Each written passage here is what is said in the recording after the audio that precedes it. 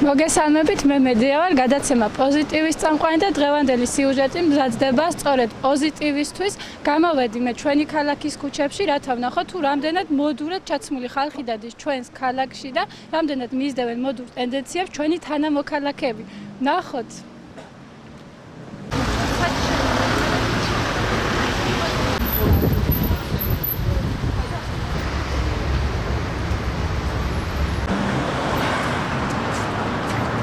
რამდენად მისდევ მოდას და რამდენად მნიშვნელოვანია შენთვის მოდურ ტენდენციები?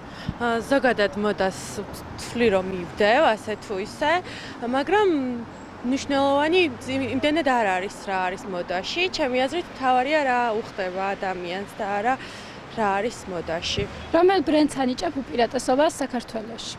საზღვარგარეთ უფრო ვყიდულობ ხოლმე თურქეთში ტანსაცმელს და საქართველოში მომწონს Zara, River Island-ის ტანსაცმელი მომწონს. რამდენად მისდევ მოდურ ტენდენციებს? რა ვიცი, შეძლებს დავგვარად. თვლი რომ საქართველოში მოდა არის განვითარებული? კი. რომელ ბრენდს ანიჭებ უპირატესობას? რა ვიცი, ესე ძირითადად გამორჩეული არ მაქვს, რასაც მოვიხდენ და მოვირგებ იმას ვიცავ. ანუ თვლი იმას რომ მოდაში არის ის, რაც შენ გიხდება? კი, რა თქმა უნდა. კი.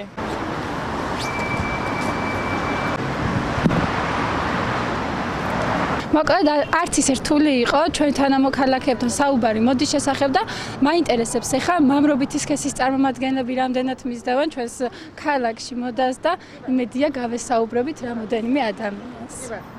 მაინტერესებს რამდენად მისდევ მოდას? მოდას? სიმართლე გითხრა, ვაფშე საერთოდ არ მისდევ. როგორ ჩაცმულობას ვერ აპატიებ საყვარელ ადამიანს? ძალიან გაშვებულს ესე ვთქვათ, ძალიან ინტიმურს, ალბათ. გამარჯობა, ერთი წუთი თუ შეიძლება. მოდის შესახებ მაინტერესებს რამდენად მისდევთ თქვენ მოდას? საშუალების მიხედვით. როგორ შეიძლება ისე.